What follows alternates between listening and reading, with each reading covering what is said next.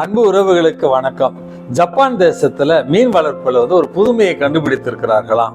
அதாவது உணவுக்காக பயன்படுத்தப்படுகிற அந்த மீன் வளர்ப்பு தொட்டிகளில் மீன்கள் சுவையற்றதாக இருப்பதை உணர்ந்த அவர்கள் என்ன செய்கிறார்கள், ஒரு ஷார்க் என்று சொல்லப்படுகிற சுறா மீன் குட்டியை அந்த மீன் தொட்டியில விட்டார்களாம்.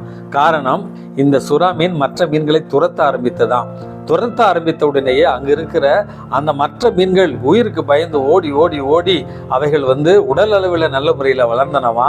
சுறுசுறுப்பாக இருந்த ஒரு காரணத்தினால் அந்த மீன்களுடைய சுவையும் அதிகமாக இருந்தது. அப்படி என்று இந்த தத்துவத்தை yin yang அப்படி என்று சொல்லப்படுகிற எதிர் துருவ தத்துவங்களை கொண்டு இதை செய்திருக்கிறார்கள்.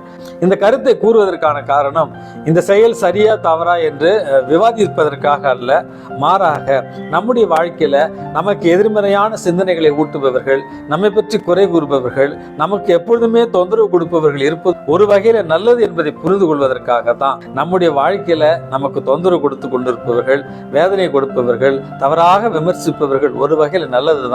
காரணம், எப்படி வாழ வேண்டும், எப்படி எதிர்நீச்சல் அடிக்க வேண்டும் என்பதை அவர்கள் நமக்கு மறைமுகமாக கற்றுக் கொடுக்கிறார்கள்.